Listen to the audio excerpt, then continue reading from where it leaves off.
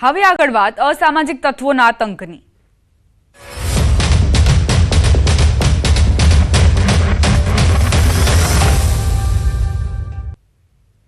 રાજકોટમાં અસામાજિક તત્વોનો આતંક વધતો જઈ રહ્યો છે। યુવક પર જાહેર રસ્તા પર મારામારી કરાઈ। સામાન્ય બાબતે બોલાચાલી થતા જાહેરમાં મારામારીનો બનાવ। ધોકા અને પાઇપ વડે યુવક પર હુમલો કરાયો। હુમલામાં યુવક ઈજાગ્રસ્ત થતા હોસ્પિટલ ખસેડાયો। ઘટનાના સીસીટીવી સામે આવ્યા। સમગ્ર મામલે પોલીસે ગુનો નોંધી કાર્યવાહી હાથ ધરી છે। રાજકોટમાં અસામાજિક તત્વો બેફામ બન્યા છે। સતત આવી ઘટનાઓ વધતી જઈ રહી છે। ઘટનાના સીસીટીવી ફૂટેજ પણ સામે આવ્યા છે। કઈ રીતે એક યુવક સાથે બોલાચાલી થઈ, ત્યારબાદ મારામારી પર અસામાજિક તત્વો ઉતરી આવ્યા, યુવકને માર મારતા રહ્યા।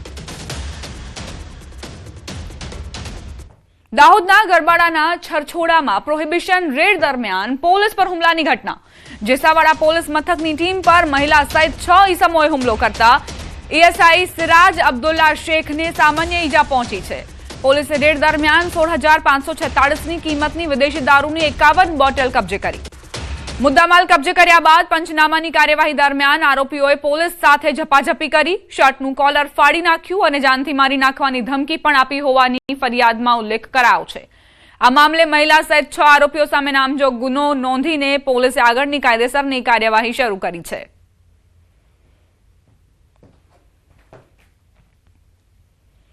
વડોદરાના તાંદલજા વિસ્તારમાં મારામારીની ઘટના બની। ફર્નિચર શોરૂમના માલિક પર કારીગરોએ હુમલો કર્યો। લેન્ડમાર્ક ફર્નિચરના માલિકે કારીગરોને કામે રાખ્યા હતા।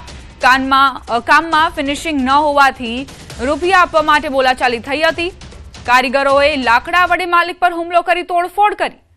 જેપી રોડ પોલીસે વધુ કાર્યવાહી હાથ ધરી છે।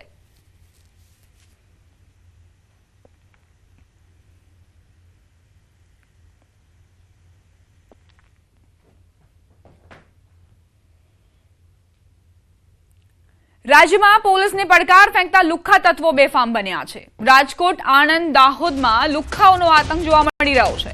વડોદરા, સુરત, વલસાડમાં અસામાજિક તત્વો બેફામ બન્યા છે। હવે સવાલ એ ઉઠી રહ્યા છે કે શહેર હોય કે ગલી, લુખ્ખાઓ કેમ બેફામ બની રહ્યા છે।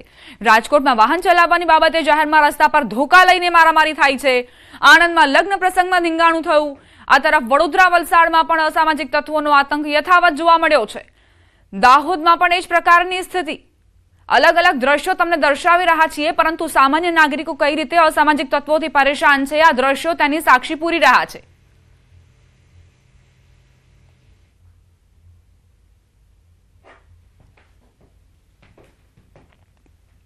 सुरेन्द्रनगर जिला पंचायतना कारोबारी चेरमेन पर हुमलानी घटना। कारोबारी चेरमेन पर वर्ग 3 कर्मचारी महावीर डायमाए हुमलो कर्यो। महावीर डायमाए जांबड़ी गामना सरपंच पासे 50,000 लांच मांगी होवानो सरपंचनो आरोप। सरपंच पासे ग्रांटनी वहीवटी मंजूरी लांच मांगी होवानो आक्षेप। सरपंचे आक्षेप साथे कारोबारी चेरमेनने रजूआत करी हती। समग्र बनाव अंगे पोलीस मथके मात्र लेखित अरजी करवामां आवी छे।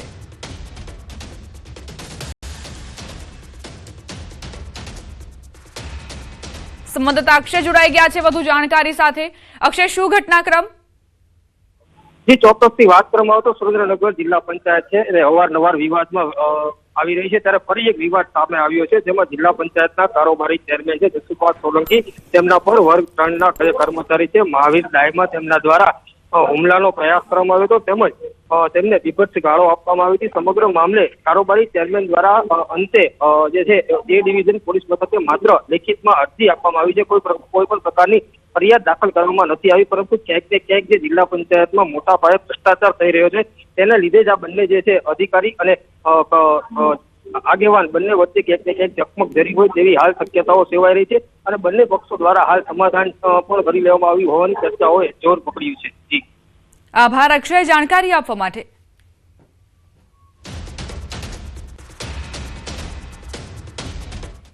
રાજકોટ શહેર ભાજપના નવનિયુક્ત ઉપપ્રમુખનો એક વિડીયો સામે આવ્યો, જેમાં તેઓ ખુદ ધૂણતા નજરે પડ્યા।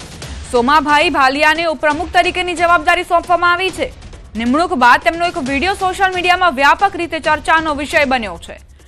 વાયરલ થયેલા વિડીયોમાં સોમાભાઈ ભાલિયા માતાજીના માંડવામાં ભક્તિભાવ સાથે ધૂણતા તેમજ પોતાના વાંસામાં સાંકળો ઝીંકતા નજરે પડી રહ્યા છે। આ વિડીયો જાહેર થયા બાદ રાજકીય અને સામાજિક વર્તુળોમાં વિવિધ પ્રતિક્રિયાઓ જોવા મળી રહી છે। ભાજપના સૂત્રો અનુસાર સોમાભાઈ ભાલિયા માતાજીના અનન્ય ભક્ત તરીકે ઓળખાય છે અને પોતાના સમાજમાં તેઓ લોકચાહના ધરાવે છે. તેમના સમર્થકો આ વિડીયોને તેમની ધાર્મિક આસ્થા અને વ્યક્તિગત વિશ્વાસ સાથે જોડે છે. સંવાદદાતા અંકિત જોડાઈ ગયા છે વધુ જાણકારી સાથે. અંકિત, શહેર ભાજપ ઉપપ્રમુખનો આ વિડીયો જે વાયરલ થયો છે, શું ચર્ચાઓ થઈ રહી છે સોશિયલ મીડિયામાં? જી ચોક્કસ. ખાસ કરીને વાત કરવામાં આવે તો રાજકોટ શહેર ભાજપના નવનિયુક્ત ઉપપ્રમુખ સોમાભાઈ ભાલિયા કે જે વોર્ડ નંબર 18 માંથી આવે છે, તેમનો ધૂણતો ને વાસામાં સાંકડો ઝીંકતો વિડીયો છે તે હાલ સોશિયલ મીડિયામાં વાયરલ થઈ રહ્યો છે ને તેને જ લઈને ચર્ચાઓ શરૂ થઈ છે. ત્યારે સમગ્ર મામલે વિડીયો જાહેર થતા જ વિજ્ઞાન અને તર્કના ક્ષેત્રે કાર્યરત સંસ્થાઓ તેમજ નાગરિકોની પ્રતિક્રિયાઓ પણ સામે આવી રહી છે. સમગ્ર મામલે વિજ્ઞાન જાથાના સંસ્થાપક ડોક્ટર જયંત પંડ્યા દ્વારા કડક પ્રતિક્રિયા આપવામાં આવી છે. જયંત પંડ્યાએ મીડિયા સાથેની વાતચીતમાં જણાવ્યું હતું કે રાજકીય પક્ષોએ અંધશ્રદ્ધાને પ્રોત્સાહન આપતા લોકોમાંથી સ્પષ્ટપણે અંતર રાખવું જોઈએ. દેશ જ્યારે વિજ્ઞાન, તર્ક અને આધુનિક વિચારધારાને આગળ વધારવા પ્રયત્નશીલ છે, ત્યારે કોઈ પણ રાજકીય પક્ષે કે તેમની સાથે જોડાયેલા જે પ્રતિનિધિઓ છે તેમને ભૂવા ભારાડી જેવી પ્રવૃત્તિઓને સમર્થન આપવું જોઈએ નહીં. આ પ્રકારનું સમર્થન આપવું તે યોગ્ય નથી. જાહેર જીવનમાં રહેલા પ્રતિનિધિઓ સમાજ માટે ઉદાહરણરૂપ હોય છે, ત્યારે આ પ્રકારના દ્રશ્યો સમાજમાં ખોટા સંદેશા પહોંચાડે છે અને અંધશ્રદ્ધાને બળ આપે છે. સાથોસાથ તેમણે જણાવ્યું હતું કે સોમાભાઈ ભાલિયાનો જે વિડીયો સામે આવ્યો છે તે ખૂબ જ નિંદનીય છે. ત્યારે આ પ્રકારનો વિડીયો સામે આવ્યા બાદ રાજકીય અને સામાજિક વર્તુળોમાં પણ ચર્ચા છે તે તેજ બની છે. જોકે સમગ્ર મામલે ભાજપ દ્વારા કોઈ સત્તાવાર પ્રતિક્રિયા આપવામાં નથી આવી. ત્યારે સમગ્ર ઘટનાએ ફરી એક વખત રાજકારણ અને અંધશ્રદ્ધા વચ્ચેના સંબંધ પર પ્રશ્નચિહ્ન ઉભું કર્યું છે. તો સાથોસાથ જાહેર પ્રતિનિધિઓની જવાબદારી અંગે પણ ચર્ચા શરૂ થઈ છે. સમગ્ર મામલે ન્યૂઝ 18 ગુજરાતી દ્વારા જે નવનિયુક્ત ઉપપ્રમુખ છે સોમાભાઈ ભાલિયા, તેમનો સંપર્ક સાધવામાં આવ્યો હતો. અંકિત, આપને અટકાવવા માંગીશ. અમારી સાથે વિજ્ઞાન જાથાના જયંત પંડ્યા જોડાયા છે. જયંતભાઈ, આ જે વાયરલ થયેલો વિડીયો છે તેની ઉપર તમારી પ્રતિક્રિયા પહેલા તો.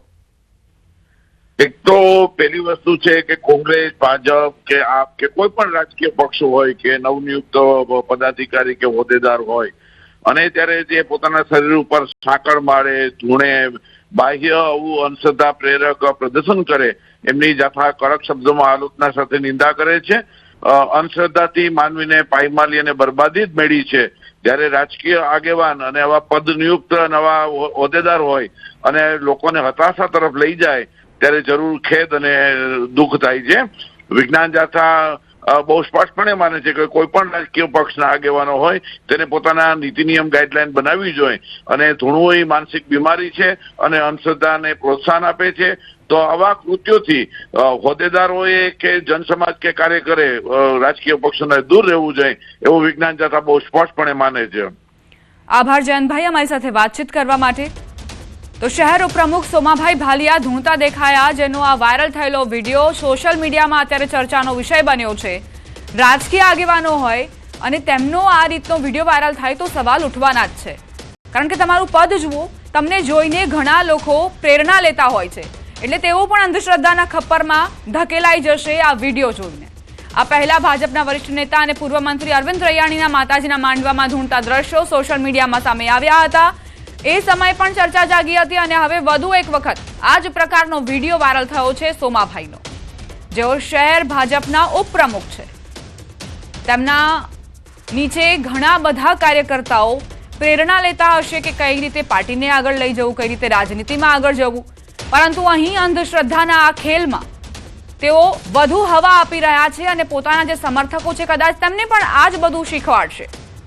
અંધશ્રદ્ધા એ કેટલી ઘાતક છે તેનો ઘણા એવા પુરાવા પહેલા પણ આપણે જોઈ ચૂક્યા છીએ. રાજ્યમાં એવી ઘણી ઘટનાઓ બની છે કે જ્યાં અંધશ્રદ્ધામાં ધકેલાઈને અને માતા પિતા પોતાના બાળકોનો ઈલાજ પણ ન કરાવે, તેને સારવાર ન અપાવે હોસ્પિટલમાં, અને આવી રીતે જ કોઈ ભુવા પાસે લઈ જાય અને ત્યાં તેની સારવાર કરાવે.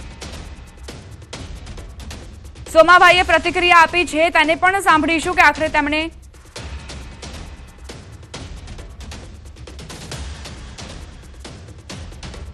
એક મહત્વપૂર્ણ સમાચાર કે તેમણે ઇનકાર કર્યો છે, પ્રતિક્રિયા આપવાનો ઇનકાર કર્યો છે. સોમાભાઈએ પ્રતિક્રિયા નથી આપી. વાયરલ થયેલા વિડીયો વિશે તેમણે કંઈ પણ બોલવાનું ટાળ્યું છે. હવે મને એ નથી સમજાતું કે આ વાયરલ વિડીયો બાદ સોમાભાઈ આખરે કેમ પ્રતિક્રિયા નથી આપી રહ્યા.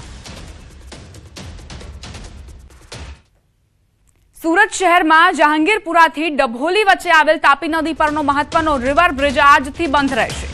કુલ 78 દિવસ માટે વાહન વ્યવહાર માટે સંપૂર્ણ બંધ કરવામાં આવ્યો છે. બ્રિજની વ્યાપક રિપેરિંગ કામગીરી હાથ ધરવામાં આવતા નિર્ણય લેવામાં આવ્યો છે. આ બ્રિજ શહેરના ઉત્તર વિસ્તારમાં રહેતા હજારો વાહન ચાલકો માટે મુખ્ય જોડાણ માર્ગ તરીકે કાર્ય કરે છે. દરરોજ હજારો વાહનો આ બ્રિજનો ઉપયોગ કરે છે. બ્રિજ બંધ થતા હવે વાહન ચાલકોને અંદાજે 7 થી 8 કિલોમીટરનો વધારાનો ચક્રાવો ફરવો પડશે. અગાઉ બ્રિજ પર પડેલા ગાબડાઓને થીગડા મારીને તાત્કાલિક મરામત કરીને કામગીરી પૂર્ણ કરવામાં આવી હતી.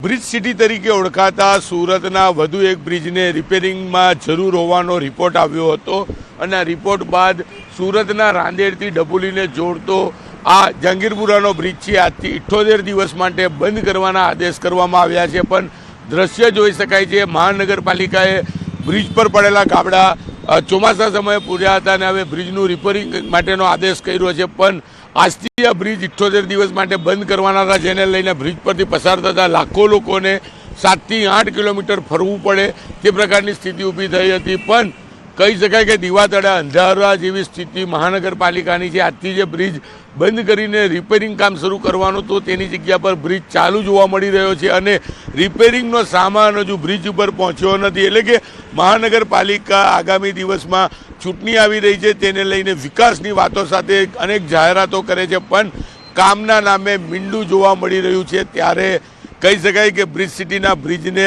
રિપેરિંગ તાત્કાલિક કરવાનો રિપોર્ટ આવ્યા બાદ નિર્ણય તો લેવામાં આવ્યો, પણ બ્રિજ બંધ પણ નથી થયો અને રિપેરિંગનો સામાન નથી પહોંચ્યો. ત્યારે હવે લોકોએ શું કરવું તેને લઈને લોકોમાં અસમંજસ જોવા મળી રહી છે. કારણ કે બ્રિજ બંધની જાહેરાત કરતા મોટા લોકો બ્રિજ પર આવવાનું ટાળી રહ્યા છે, ત્યારે બીજી બાજુ બ્રિજ ચાલુ સ્થિતિમાં જોવા મળી રહ્યો છે. એટલે કે રિપોર્ટ કયા પ્રકારનો આવ્યો છે, તાત્કાલિક રિપેરિંગની વાત છે, પણ અહીંયા કામના નામે મીંડું તંત્ર દ્વારા જોવા મળી રહ્યું છે.